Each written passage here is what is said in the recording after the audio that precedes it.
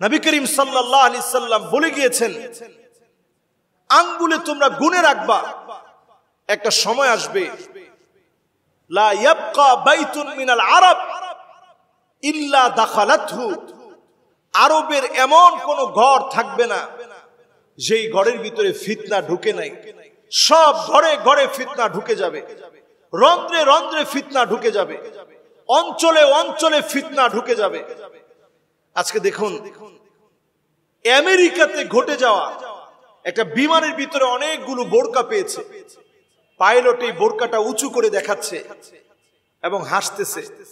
যারা তাদের দেশের মধ্যে বোরকা মেনটেন করে তারা এখানে এসে বোরকাগুলো ফেলে দিয়ে নরমাল মানুষ ঘরের ভিতরে যে সমস্ত ড্রেস আপ গুলো পরে, এই ড্রেসগুলো দিয়ে আমেরিকায় যে সমস্ত ড্রেসগুলো, পশ্চিমাদের যে সমস্ত ড্রেসগুলো রয়েছে, অর্ধ উলঙ্গ অবস্থায় তারা যে চলাফেরাগুলো করে, এই সমস্ত ড্রেস পরে মুসলমান চলে যায়, অথচ বাড়ি থেকে যাওয়ার সময় সেখানে বোরকাগুলো বিমানেই ফেলে দিয়ে চলে গেছে।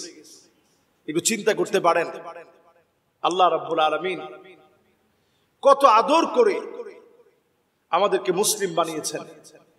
শ্রেষ্ঠ সেরা দেশে যেখানে নবীকে আল্লাহ রাব্বুল আলামিন প্রেরণ করলেন, সে দেশের মানুষ এখন নিজেদের ইজ্জত সম্মান ভুলে যাচ্ছে, প্রতিনিয়ত পদস্খলিত হচ্ছে।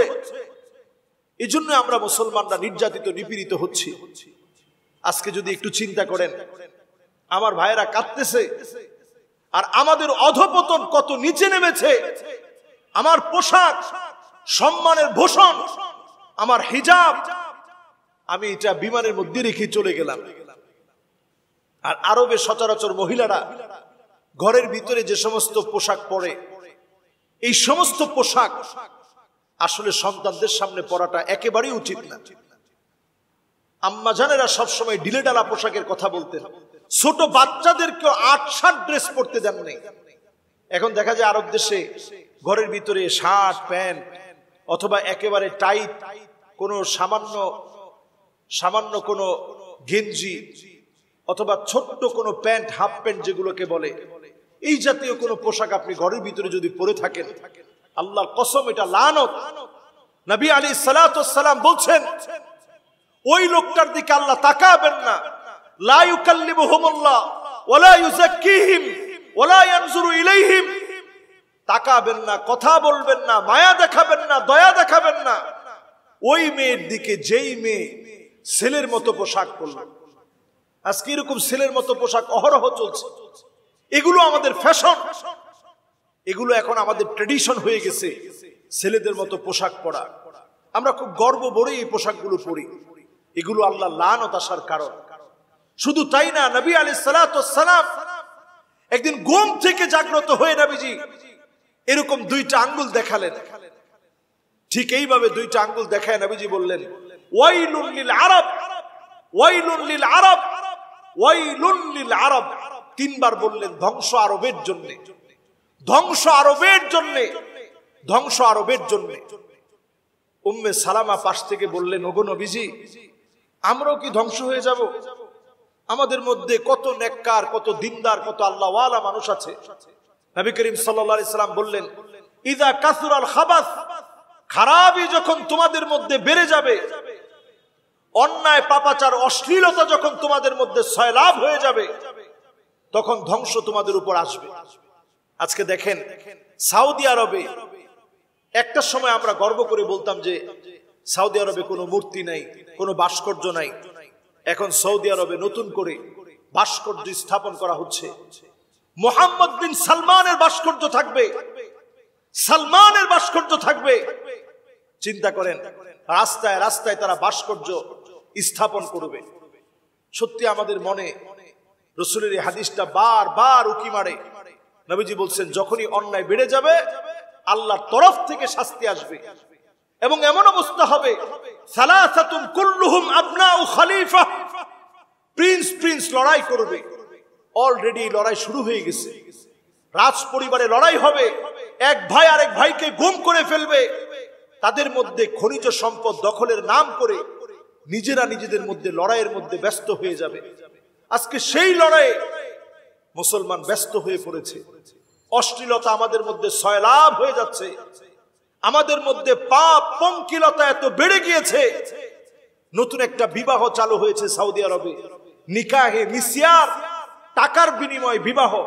আপনি ইউটিউবে দেখলে দেখবেন, গুগলে সার্চ করলে দেখবেন, নিকাহে মিসিয়ার লিখে আপনি সার্চ করেন, টাকার বিনিময়ে কন্টাক্ট ম্যারেজ।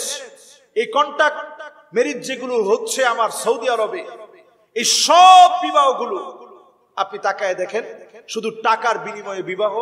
খুব বেশি দিন এই বিবাহ টিকতেছে না। যতদিন তোমাকে ভালো লাগে বাস তোমার সঙ্গে থাকবো, ভালো লাগে না তোমার সঙ্গে থাকবো না। আল্লাহ রাব্বুল আলামিনের আযাব আসার জন্য এতটুকুই অন্যায় যথেষ্ট।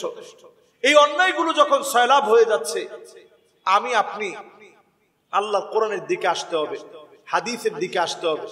সারা পৃথিবীর মুসলিম উম্মাহ নিয়ে ভাবতে হবে কি করে মুসলমানদেরকে দ্বীনের দিকে আনা যায়, ইসলামের দিকে আনা যায়। আজকে পূজার দিকে মুসলমান ধাবিত হচ্ছে। এই যে নবী সাল্লাল্লাহু আলাইহি সাল্লাম যে বিষয়টা হাদিসের মধ্যে বারবার সতর্ক করলেন, হাত্তা ইয়াবুদাল লাত ওয়াল উজ্জা, আবার সময় আসবে যেখান থেকে মূর্তি সরিয়ে দেওয়া হয়েছে এই আরবের ভিতরে মূর্তি ঢুকবে। এখন একটু তাকায় দেখেন, নিজেদের যে ভাস্কর্য, মূর্তি রূপে এখন ভাস্কর্য স্থাপন করা হচ্ছে। তাকিয়ে দেখেন দুবাইয়ের দিকে, সেখানে ঘোষণা করে ঘটা করে মন্দির স্থাপন করে পূজা শুরু হয়েছে। এই যে শুরু হয়েছে নবী সাল্লাল্লাহু আলাইহি সাল্লামের হাদিস দিয়ে মিলিয়ে দেখলে এগুলো সব আযাব আসার কারণ। আযাব গজবের সময় আমার আপনার কাজ আল্লাহর দিকে ফিরে আসা। আমাকে আল্লাহ মুসলিম বানিয়েছে, আমি আমার মাথাকে আল্লাহ ছাড়া কারোর জন্য নত করতে পারি না। কোন দেশ আমার জন্য বড় পরিচয় না, আমার জন্য বড় পরিচয় তারাকতু ফীকুম আমরাইন, যে দুইটা জিনিস নবীজি রেখে গেছেন, একটা কোরআন আর সুন্নাহ। এই দুইটা কখনো পরিবর্তন পরিমার্জন হবে না। এই দুইটার দায়িত্ব আমার আপনার, কোরআনের দায়িত্ব আল্লাহ রাব্বুল আলামিন নিয়েছেন।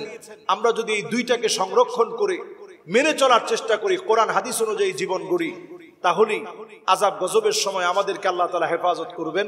আল্লাহ রাব্বুল আলামিন এই সমস্ত বিষয় থেকে দূরে থাকার তৌফিক আমাদেরকে দান করুক। আসসালামু আলাইকুম ওয়া রাহমাতুল্লাহি ওয়া বারাকাতুহু।